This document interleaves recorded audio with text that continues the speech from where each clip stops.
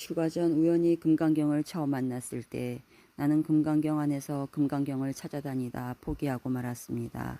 그리 길지 않은 그 길을 오르락내리락 걸으면서도 그 길이 금강경인 줄 모르고 그 길 어딘가에 혹은 그 길 끝에 금강경이라는 보석이 따로 있는 줄 알았던 겁니다.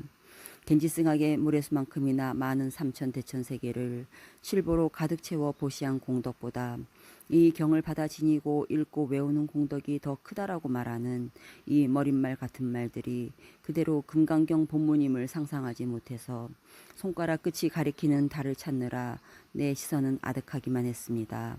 그러다 손가락이 가리켜 보이는 것이 달이 아닌 손가락 그 자체임을 알아챘을 때는 마치 낯선 도시에서 길을 잃고 자꾸 같은 길목을 맴돌 때처럼 무엇에 홀린 느낌이었습니다. 그러나 그때 금강경은 내게 세상에 많고 많은 책들 가운데 하나였기 때문에 아님 말고라는 가벼운 심정으로 그 길을 떠날 수 있었습니다. 출가를 하고 침은 겨울방학에 다시 금강경을 만났을 때는 그래, 이 메이킹 필름이 본편이라는 거지.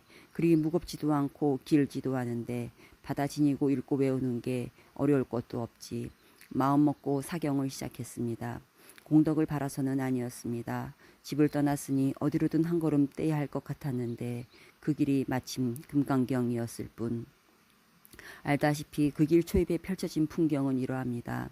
어느 때 어느 곳에 부처님께서는 비구들과 함께 계시며 차례로 걸식하여 공양하시고 가사와 바루를 거두시고 발을 씻으신 다음 자리를 펴고 앉으셨다. 그리고 즉비와 심영의 반복. 말한 바 일체법이라는 것은 일체법이 아닌 까닭에 일체법이라 이른다. 저들은 중생이 아니요 중생이 아닌 것도 아니다.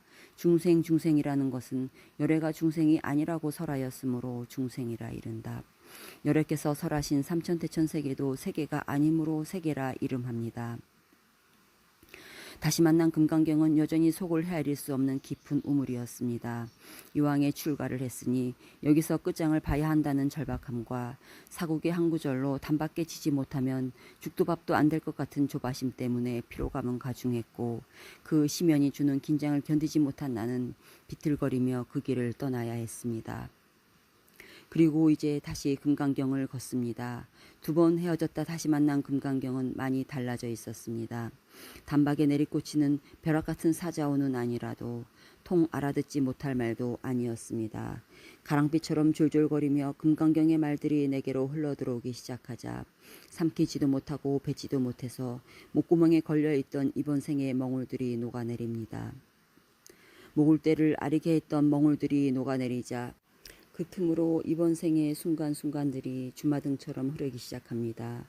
그리고 그 흐름을 따라 여태껏 부여잡고 있던 것들의 부질없음과 지금 여기 사소한 것들의 틀림없음이 밀려가고 밀려오는데 그 교차하는 지점에서 반짝이는 선물들. 무슨 대단한 수행이 달리 있으랴. 부처님을 예경하는 이 시간, 제경서문을 강경하는 이 시간, 바루를 펴고 죽을 먹는 이 시간, 도량을 빚으라는 이 시간, 이런 시간으로 채워지는 이 하루하루가 수행의 방편이 되고 이렇게 그저 그런 시간으로 채워지는 이 4년 자체가 수행의 결실이리라. 그러니 지금 여기 존재하기 프로젝트는 본편을 만들어가는 과정을 담은 메이킹 필름이자 그 자체로 또 하나의 본편입니다. 그러니 연습인 듯 실전인, 어쩌면 실전인 듯 연습인 이 게임을 기꺼이 즐기는 수밖에요. 이 생이 끝나는 날에 아름다운 이 세상 소풍 끝내는 날이라는 엔딩 자막을 올릴 배짱은 여전히 없지만 금강경이 툭툭 건네는 말들이 무심한 듯 작정한 듯 나와 내가 사는 삶 사이를 파고들고 한 덩어리인 줄만 알았던 내 삶과 나 사이에 틈이 생기자 삶에 애명글매내던 이 마음이 쉬어집니다. 내가 그대로 내 삶은 아니니 주어진 배역을 연기하는 신인 배우처럼 혹은 선택한 배역을 연기하는 베테랑 배우처럼 이 삶을 살아도 되겠구나. 사실은 태어나면서부터 줄곧 주어진 배역을 살았을 뿐인데 그 삶이 통째로 나인 줄 착각했던 까닭은 배역에 너무 빠져 있었던 탓인지도 모릅니다.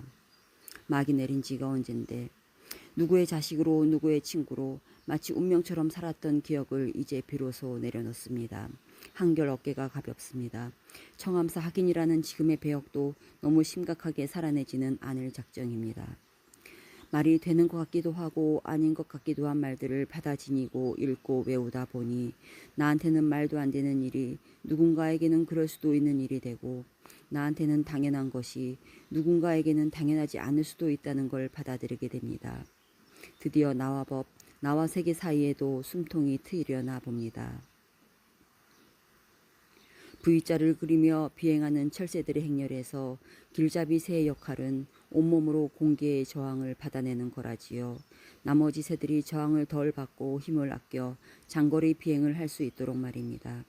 이 반짝이는 봄날에 내게 맡겨진 배역, 강원의 입승소임 역시 이런 거 아닐까요?